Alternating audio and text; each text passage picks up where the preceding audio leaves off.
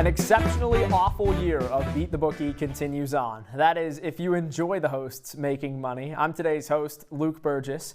Every single host to come through this chair so far has been nothing short of atrocious. And although some people might say that I don't know ball or to stick to Russian literature, I'm here to proudly silence the critics and start to send things towards the green, because that's exactly what we need. But first, let's check in on the absolute meltdown and one of the worst Beat the Bookie performances in history, up there with LG and Chloe Smars, not the company that one would want to be a part of. And Jake, my friend, what are you doing? He had his guaranteed parlay that was only going to win him $1, and he still lost. The station, don't take out any credit cards yet, everyone. I'm here.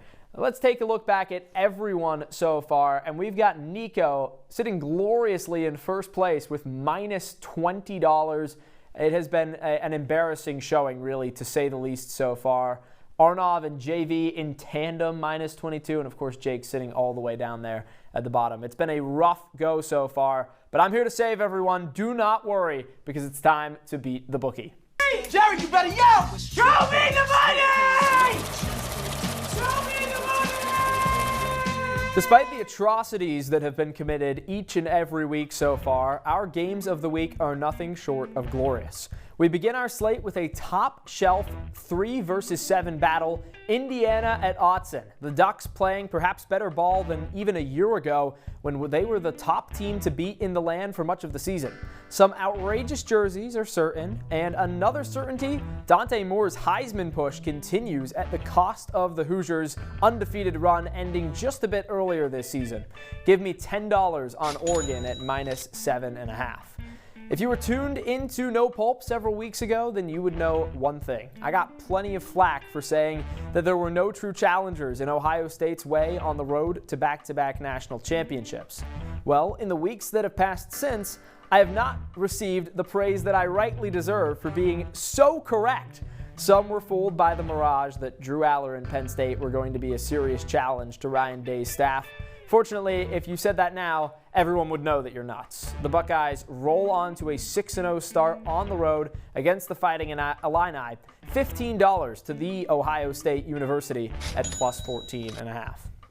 One of the things that I love most about college football is that it always proves so many people wrong, particularly the ones that think they know what they're talking about. Well, that's always the case for Alabama fans, and after a Week 1 loss to Florida State, the Tide faithful were ready to send Kalen DeBoer overboard. Since then, Alabama has looked quite ready to make a return appearance to the college football playoff.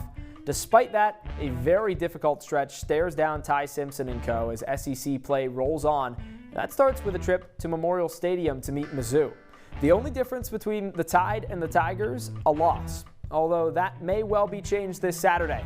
Give me $10 on Mizzou to cover at plus 3.5. Let's see what our producers had cooking up for these best bets. And looks like we're mostly in agreement. Oh no, just on the first one. They've got the Buckeyes to dismantle the Illini. And although, yeah, absolutely, we've got a good start so far for OSU. I don't know if they can beat Illinois by as much as you guys are thinking, and of course Alabama as well. Mizzou's been awfully good this year. Both those teams with one loss on the season. I think there's going to be some serious carnage in that game. An SEC tussle on the road. Bama has not been fantastic on the road under Kalen DeBoer. And we'll have to see. But the numbers looking pretty similar there at the bottom. I love the picture as well. But it's time for our best bets. I've been told from some very reliable sources that if you go to the Texas State Fair, there is nothing better to see than the 1,000-pound pig, Big Tex. Although rumors of a 1,300-pounder named Boris have been circulating, I'll have everyone know that.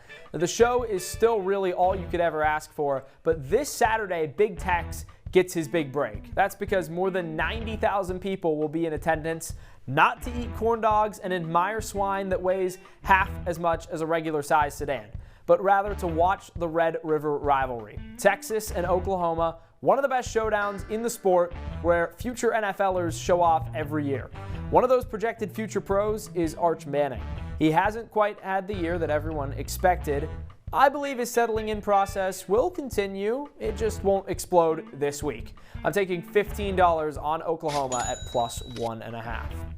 When USF beat 2 ranked teams in the first 2 weeks, the nation was put on watch. The Bulls proceeded to get obliterated against Miami, and as time has gone on, that's looked much more acceptable. Both North Texas and USF have scored tons of points all year long. Best believe these offenses will come out running and gunning for a Friday night feature, but those first half legs are going to get tired, and the Bulls defense that held an SEC offense to just 16 points is going to show itself. I've got $10 on the under at 66.5 points. And it's futures time. If you've been listening closely, then you may think that I'm inclined to go back to the Buckeyes as they eye a national championship repeat. But in fact, I'll call back to an even more egregious moment on that same No Pope show, an emerging favorite to win the Heisman. I argued that after a season in Georgia that ended in disappointment and injury, followed by a robbery and a breakup, Carson Beck has been an incredible comeback story this year. Venmo user John Mateer was the counter, and the man who once bailed on a game against Syracuse football trumped Beck's resurgence to bring Miami back from the depths of losing to Syracuse football. Well, now the only thing John Mateer is emerging from is the operating room, and Carson Beck is still tied for the best odds at +600. And I like $20 on him to bring home the Heisman right there. Take that, Andrew Delapiana. And we look at some of the other futures that we still have running. Nico's got the Giants in the wild card. You can already throw -10 on that one. The other ones, let's take a look. We've got, is that Iowa State as the Big 12 champions? Cal Raleigh is the AL MVP. That one's not happening. Chiefs is the AFC champions. Flush that one. And Mizzou to the college football playoff. Jake, I like where your head's at, but your track record is definitely against you. I'm not feeling too great. I will say, though, all I need, I can lose every other bet. If my parlay wins, I am still going to be the biggest earner on Beat the Bookie. So let's get right to that. It's make or break time, and I'm feeling pretty good about the potential of a parlay constructed primarily of simplicity. We don't have enough of that. We start out west, where the Trojans have come roaring back onto the scene in the post-Caleb Williams era. One of the worst home field advantages in the college football world welcomes the number 15 Wolverines of Michigan to a big bowl that's much less exciting and significantly smaller. Michigan is also a squad that's yet to win a game by big numbers against any team that's very relevant. Fortunately, they aren't playing one this week either. I'll start with the Wolverines to cover at +2.5. In a conference that's much more exciting, we find 2 teams with losing records, 2-3 Clemson and 1-4 Boston College. Neither of these teams are in play for the ACC, and quite frankly, neither of them are very good either. Tigers fans may have some hope back after they blew out Belichick, but they won't blow out Boston College. I say the Eagles keep it closer than 2 touchdowns. They cover at +14.5. Our road trip around America concludes near the Great Salt Lake at Rice-Eccles Stadium. Not a very good place to broadcast a lacrosse game if you were wondering, but it hasn't been bad to the Utes in recent seasons. Unfortunately, against the college football playoff team of a year ago in Arizona State, Utah will look much more like their lax team. I'll take ASU outright at +168.